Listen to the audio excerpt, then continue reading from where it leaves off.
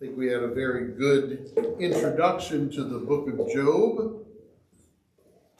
We looked at it downstairs. Job chapter 1. Job is in the middle of the Bible just before the Psalms. Job is the first of the poetic books.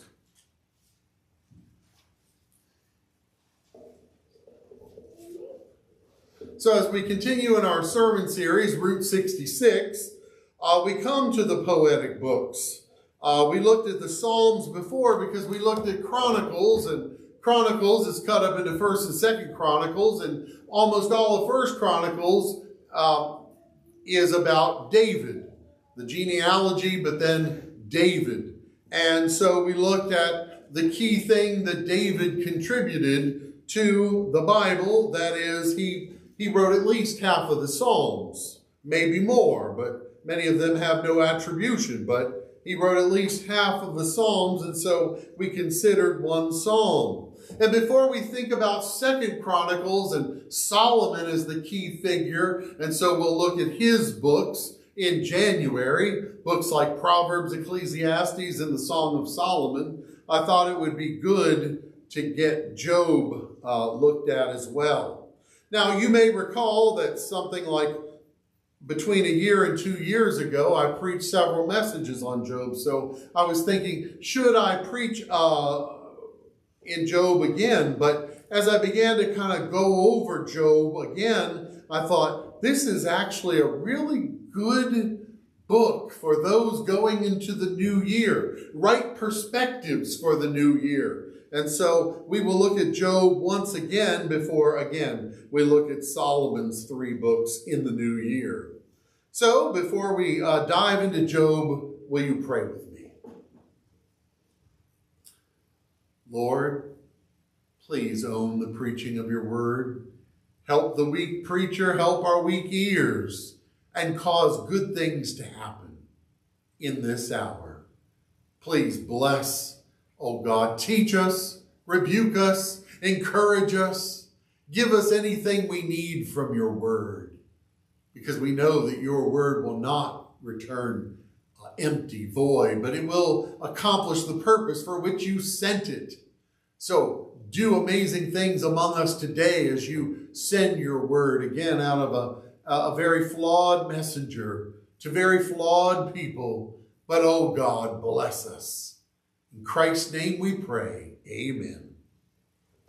All right. So what does Job have to teach us to go into the new year of 2025 with divine wisdom? Well, my title for the sermon today is Job's message for the new year.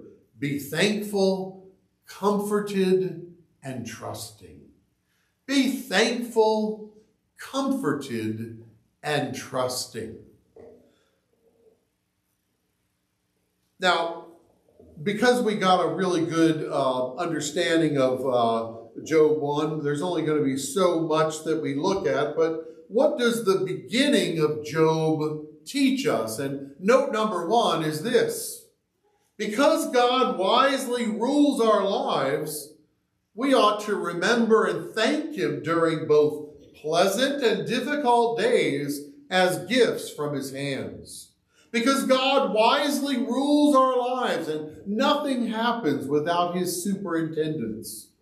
We ought to remember and thank him during both the pleasant times and the difficult days of our lives.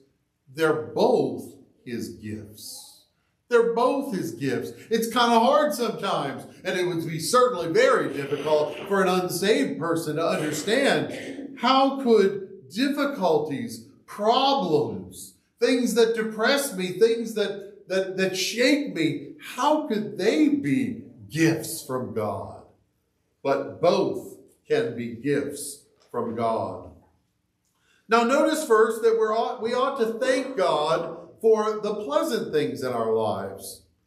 You know, of course we'd say, well, sure, of course, that's easy to understand. But you know what? How many things happened in 2024, good things, that you didn't bother stopping and saying, thank you, God, for? Think about how many things. I'm sure it's a big list of things. And while it would be basically impossibly human to just stop every second and thank God for every single thing he would do, of course we can't. But have we gotten away from thanking him for his blessings?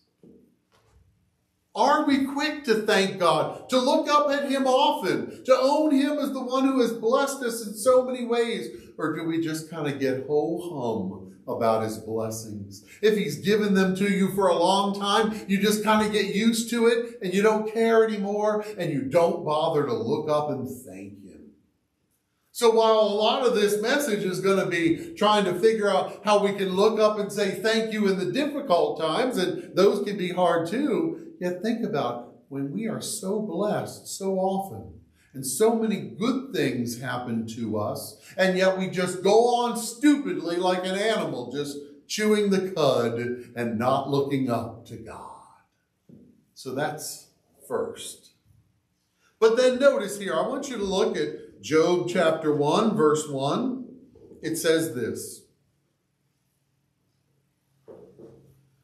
There was a man in the land of Uz whose name was Job. And that man was blameless and upright, one who feared God and turned away from evil. There were born to him 7 sons and 3 daughters.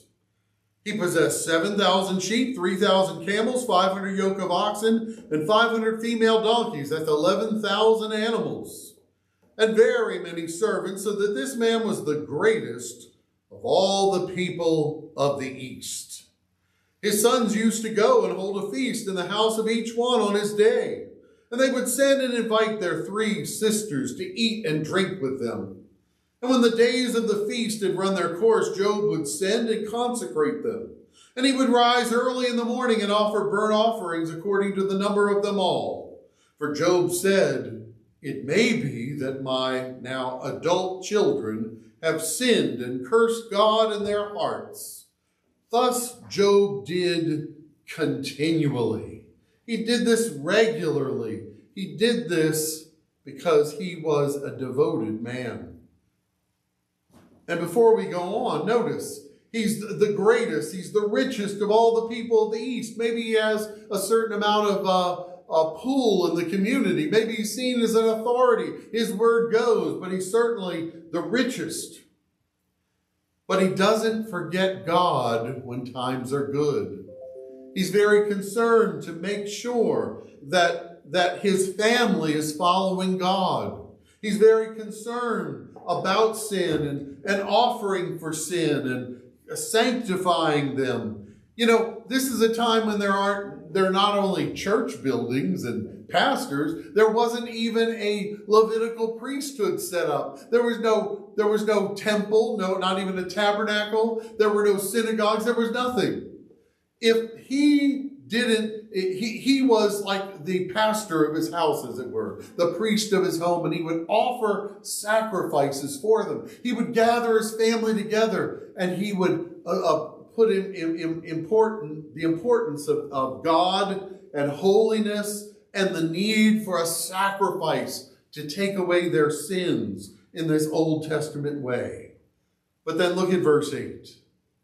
Then the Lord said to Satan, "Have you considered my servant Job, that there is none like him on the earth? A blameless and upright man, one who fears God and shuns evil?" So Satan answered the Lord and said, "Does Job fear God for nothing? Have you not made a hedge around him, around his household, around all that he has on every side? You have blessed the work of his hands, and his possessions have increased in the land.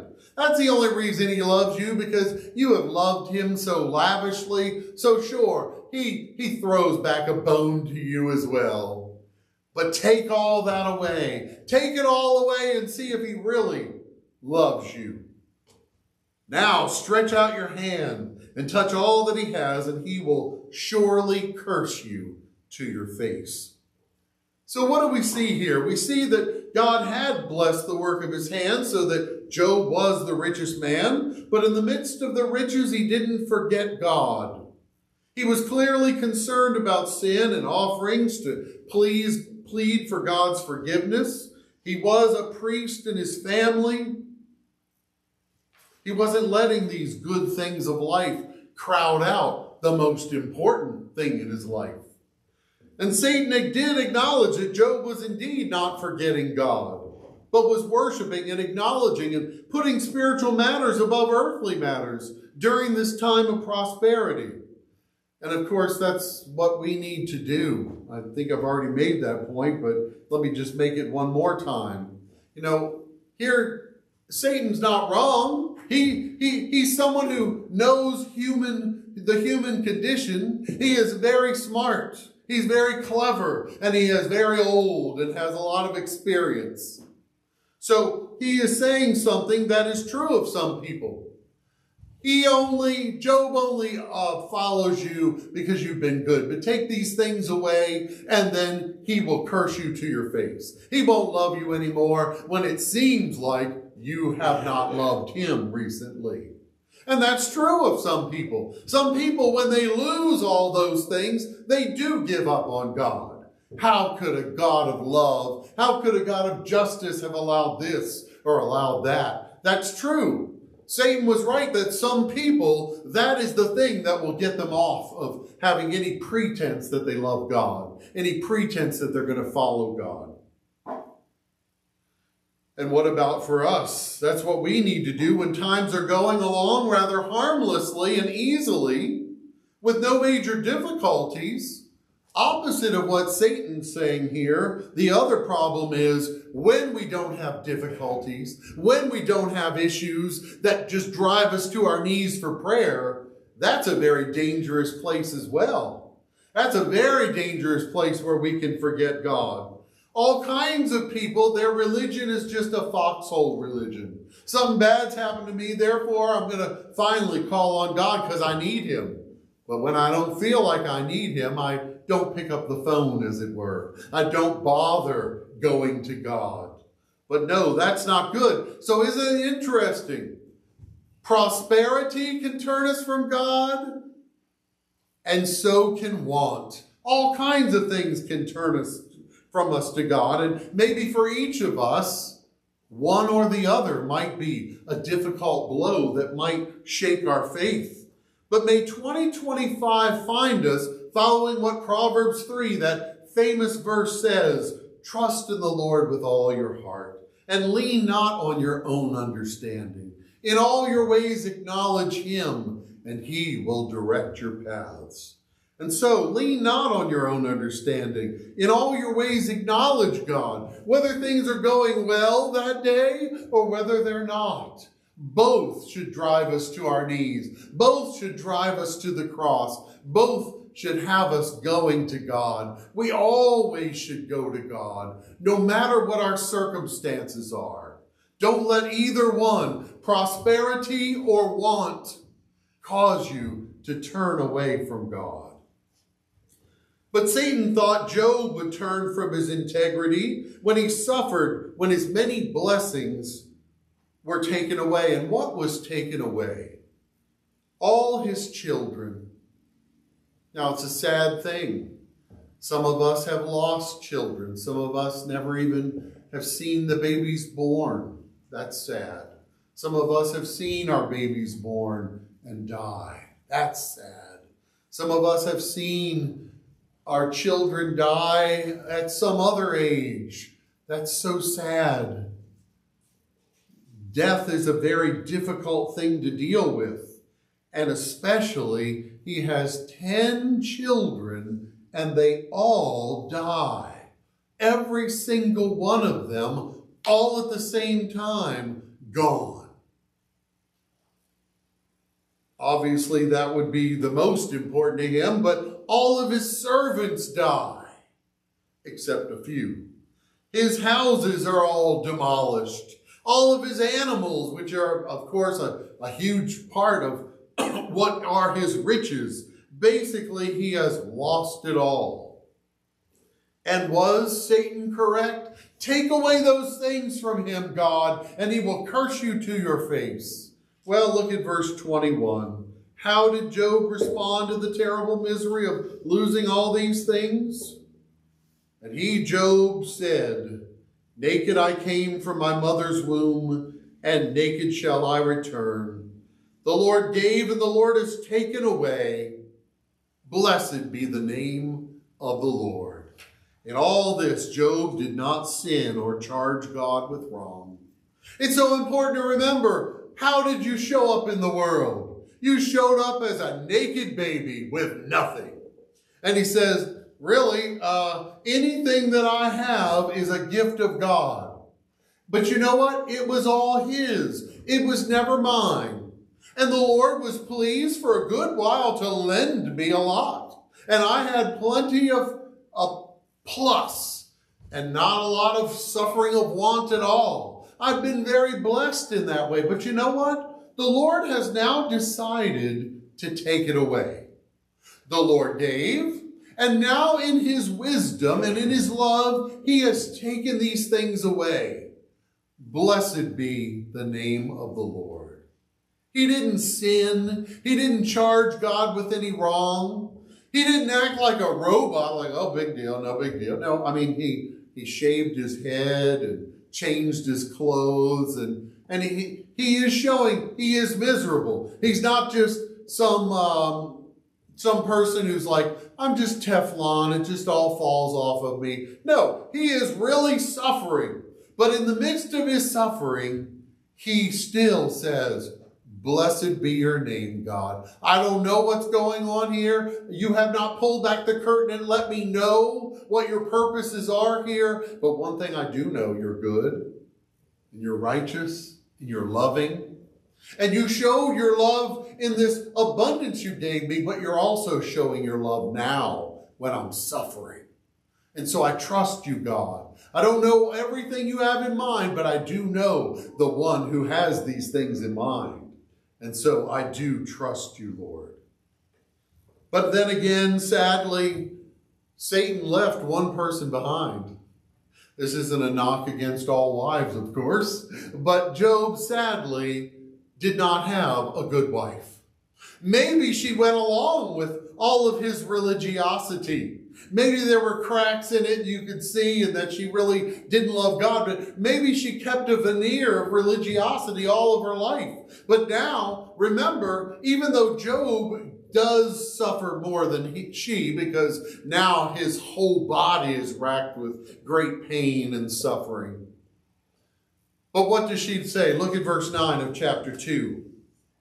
2 verse 9. Then his wife said to him, do you still hold fast your integrity? Curse God and then die. But he said to her, you speak as one of the foolish women would speak. Shall we receive good from God, and shall we not now receive evil? Evil here is not just, it's not sin, but it's bad calamity. In all this, Job did not sin with his lips, but his wife certainly sinned. And I'm wondering, I don't have anybody in mind here, but is anybody really like Job's wife in here? Oh, maybe you come to church now. Maybe you're somewhat religious now, but boy, if God just took all these things from you, you'd say, okay, well then I'm done with God. Goodbye. Let me find the door, and I'm not coming back to church. I'm not going to God and his word anymore. I'm going to stop this charade. Because I'm only really following God because when things are okay. But if God took these things away, I would drop him. I hope not. I don't have any thoughts in here of anybody, but it's always a good thing to ask yourself. Put yourself in Job's point of view. Put yourself in Job's wife. I mean, Job's wife has suffered a lot. Not as much as Job, but she just lost her 10 children. Devastating to a mother's heart. She has been used to being dressed in all the nicest things. Now they're all gone. She's been blessed with being the wife of the richest man in the East. So I'm sure that there was all kinds of respect given to her and niceties, and she's got servants of her own taking care of her. She's living like a little queen, and all that's taken away from her. So that even though she doesn't suffer as much as Job with health problems, yet God has taken away enough from her that when she was probably religious on the outside and would go along with Job, now she's done with the charade. And now she turns from God and encourages Job to do the same thing. Oh God, cause none of us to be like Job's wife in here. And so this brings us to note A under number 1. Don't trust or glory in money or any financial stability. Don't make that your trust. Family or friends, any of your relationships, don't make that your trust or your glory. Your possessions, your good health, but worship and trust God as the wise and loving dispenser of what you really need, whether pleasant or difficult. Don't trust in these other things because they'll let you down. Don't trust in any of these other things as the big buttress of your soul, the ballast of your soul, the fortress, the mighty fortress that you stand behind.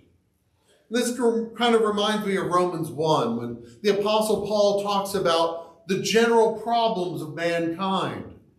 And he says that basically the majority of the world will worship the creature or created things rather than the Creator. They don't worship the Creator so much as they love the things that He has made. And if those things are gone, their God is really gone. Their trust is really gone. What they really value is gone. So may the Lord deliver us from that. But then B, while praying for relief, also thank Him for wise and good providence and ask Him to help you grow spiritually as you lean on Him. While praying for relief, also thank Him for wise and good providence. God, I want you to take this away from me, and it's okay to pray for this. Don't just think, oh, well, God has brought this terrible thing in. I have terrible health, or I have terrible relationships, or I have terrible financial difficulties, or whatever. Ho-hum, no big deal. I'm Teflon. No, these things really do affect us, but in our grieving and in our problems, while you're praying for relief, nothing wrong to pray for relief, but say, but God, I want to thank you for this problem. Now that's really weird, right? God, I thank you for problems. And it's not like any of us should be a masochist. God, hurt me more. No, that's ridiculous. That should not be our prayer. But Lord, while you are pleased to allow me to go through this difficulty, I want to thank you for it. I don't know what you have in mind through it, but I know it's a good reason why you've given this to me. And while I really want to be out from under this, and please make it fast, whatever you want to teach me while I'm under it, please do teach me. Thank you for it. In Psalm 119 that I've said several times, verse 71, it says, "It is good for me that I was afflicted, so that I might learn your statutes." There are various things we just will never know about God and appreciate about Him and grow in our relationship with Him unless they are learned in affliction. Paul was told at the beginning of his Christian life, remember when Ananias was sent to him at the street called Straight, Acts chapter 9? Talk to him, and I will through you, and also I'll tell him myself, I will reveal that his life will be a life of suffering for me. That's quite a thing right at the beginning of the Christian life, of Paul's Christian life. You will suffer a lot for me, but he tells him that. 2 Corinthians 1:9, Paul reveals some of his afflictions and how he felt. This is what he said. Indeed, we felt like we had, in our afflictions, received the sentence of death. But this happened, God had a purpose in it. This happened that we might not rely on ourselves, but on God. Sometimes God has to take away the supports under us to teach us to lean on Him instead of those supports that He takes away. And of course, the famous passage when Paul says, I was given a messenger of Satan to buffet me, a thorn in the flesh to keep pride from me. And he did ask 3 times, God, will you please take this away? It wasn't like, God, thank you for this and give me some more pain. No, that's ridiculous. But please take this away. But what was he told? He was told, "My grace is sufficient for you, for my power is made perfect in weakness." And so how did he respond to that? When I'm weak, I'm strong in you, God. He says, "Therefore I will boast all the more gladly about my weaknesses, so that Christ's power may rest upon me." And then C is this: be especially careful to continue to trust God's wisdom and love for you when you have an extended time of suffering. Be especially careful to continue to trust God's wisdom and love for you when you have an extended time of suffering. After all, so far we've praised Job for his good attitude. But as time goes on, days turn into weeks, maybe weeks now have turned into months. He has suffered for a long time, and then he begins to talk foolishly. In fact, let's go ahead and look at chapter 3, verse 1. Chapter 3, verse 1. After this, some time has passed. He has held his integrity, he has continued to trust God, but then it says, after this, Job opened his mouth and cursed the day of his birth. And Job said, "Let the day perish on which I was born. Why did I not die at birth?" Verse 11. Verse 13. "For then I would have lain down and been quiet. I would have slept. Then I would have been at rest with kings and counselors of the earth." Look at verse 20. "Why is light given to him who is in misery, and life to the bitter in soul, who long for death, but it comes not, and dig for it more than for hidden treasures, who rejoice exceedingly and are glad when they find the grave? Why is light given to a man whose way is hidden, whom God has hedged in? For my sighing comes instead of my bread, and my groanings are poured out like water. For the thing that I fear comes upon me, and what I dread befalls me. I am not at ease, nor am I quiet. I have no rest, but trouble comes." Job is really suffering, and he's now been suffering for a good while without anything letting up. And this is when he begins to weaken. So it's so important to keep that in mind. On the times that you have extended suffering, make sure that you have times of extended prayer, because these are the times when you get weakened. And our suffering might seem interminable. Right now for Job, let's say it's been a month, and it seems interminable. But keep in mind, God will bring relief at the right time. Many times the cloud will lift sooner than we might think. We might be under a depressed cloud and thinking that nothing good will ever happen again. But just remember, God will lift it when he does, and it will be the right time. Continue to trust him. Don't lose heart. Well, that brings us to note number 2, and it is this: because God is a God of all comfort, we ought to find comfort in him and then comfort others who are suffering. Because God is a God of all comfort, we ought to find comfort in him and then comfort others who are suffering. Now, Job's friends came on the scene, and we do remember them rightly, if we look at the whole book, as miserable comforters. But let's remember first that they had good intentions. And the first week that they were there with Job was well done. Look at 2 verse 11. 2 verse 11. "Now when Job's 3 friends heard of all this evil that had come upon him, they came each from his own place." They probably each live at a considerable distance, but this is Job, the richest and most well-known man in that area. And they decide, they're probably men of means themselves, and they come and they want to talk to him or be with him. Eliphaz the Temanite, Bildad the Shuhite, and Zophar the Naamathite. They made an appointment together to come to show him sympathy and comfort him. That's good.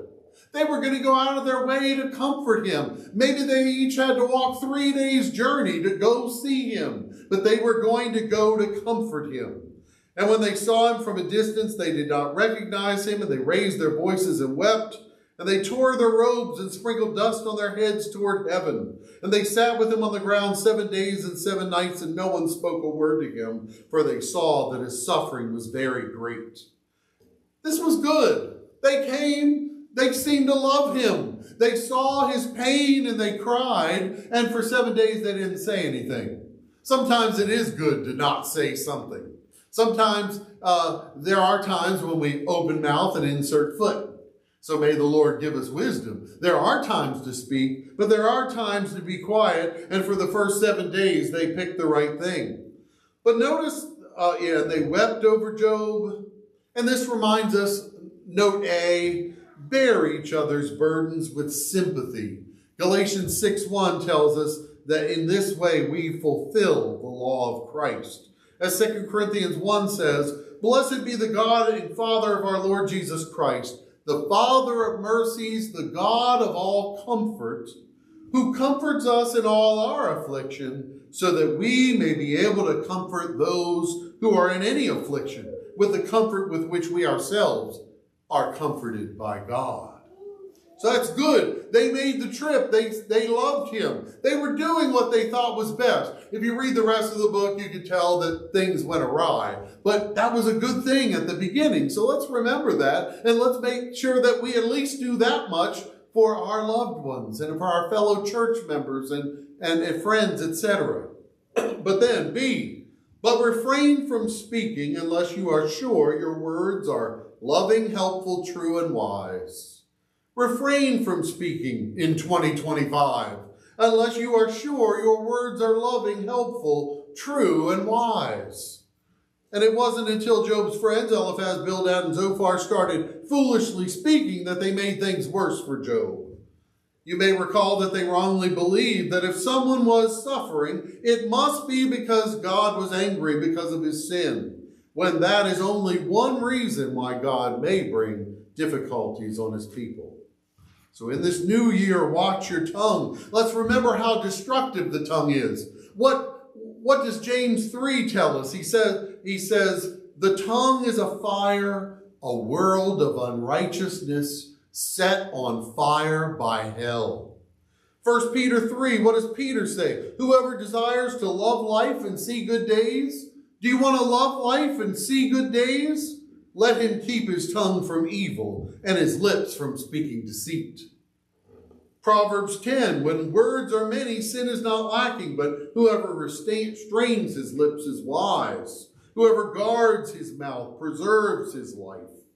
Proverbs 12, there is one whose rash words are like sword thrusts. They hurt.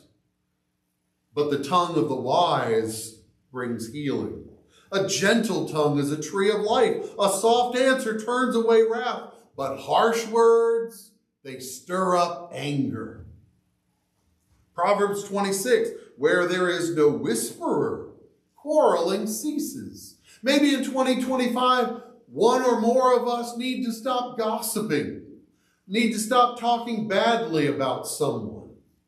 What is it with us? Are there any sins of our lips that in 2025 we need to avoid? And here are 2 good prayers for our lips for 2025.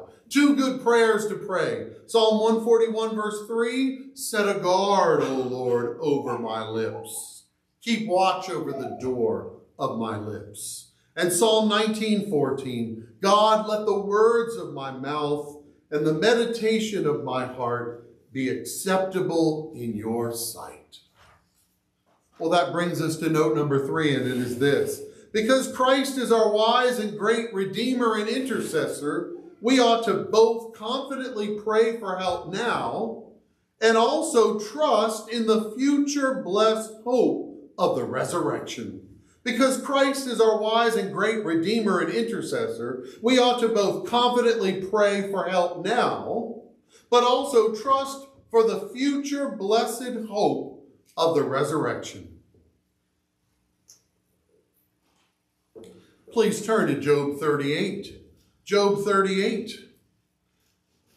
We're going to let God remind us that he is the great and wise one, and we do well to be humble before his greatness and wisdom. You see, Job begins to question God. He started off well, but extended suffering has now made him waver. And so God needs to put him in his place and humble him.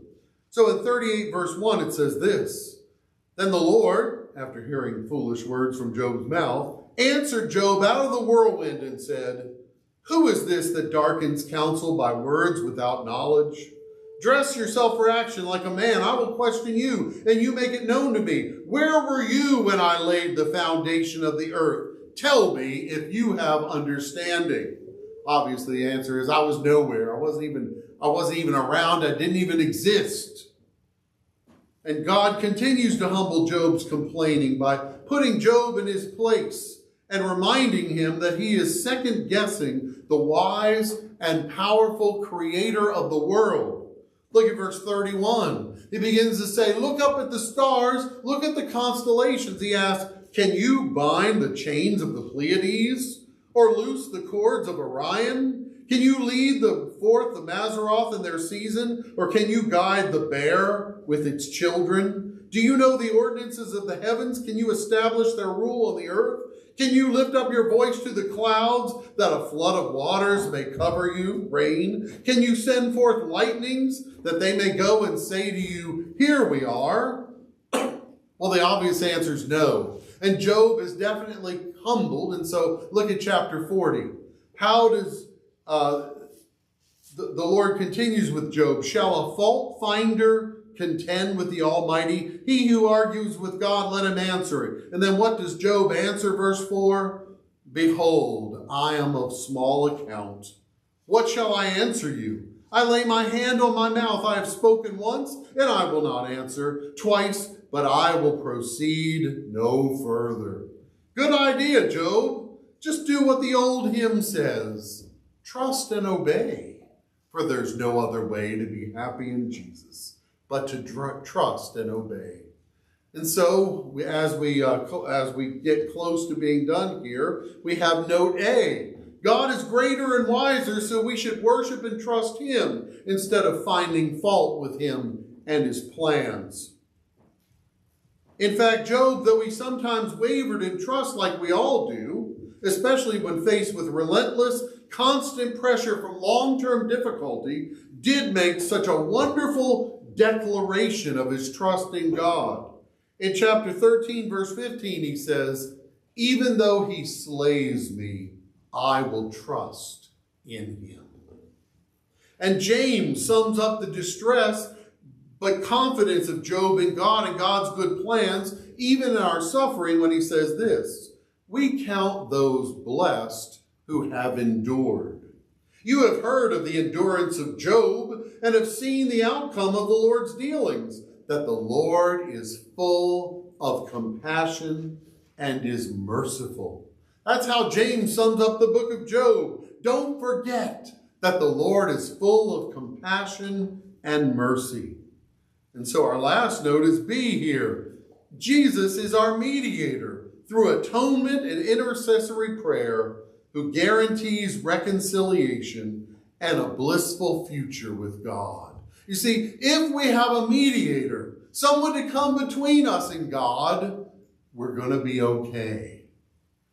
You know, in Job, as he was complaining and as he was suffering, he says, I can't think of a mediator who will put his hand on God and me and reconcile us and make everything okay. But thankfully, later on, he does say this, I know that my Redeemer lives. And at the last, he will stand upon the earth. And even after my skin has been thus destroyed, when I'm dead and then when I have disintegrated, even then I know that later on, in my flesh, I shall see God. So no matter how much we suffer in this world, including our bodies, we will get brand new bodies to be with God forever. And so we are taken with John to the book of Revelation, where this is what he sees and this is what we will all see. I saw a new heaven and a new earth, for the first heaven and the first earth had passed away, and the sea was no more. And I saw the holy city, New Jerusalem, coming down out of heaven from God, prepared as a bride adorned for her husband. And I heard a loud voice from the throne saying, behold, the dwelling place of God is with man. He will deal with them, and they will be his people, and God himself will be with them and be their God. He will wipe away every tear from their eyes, and death shall be no more, neither shall there be mourning, nor crying, nor pain anymore, for the former things have passed away. So keep your eyes in 2025 off of yourself and keep them on God and his only Son that he gave for you. After all, if he has given his only Son for you, how shall he not freely give you all things that you need in 2025? Amen. Well, I invite you to stand and respond to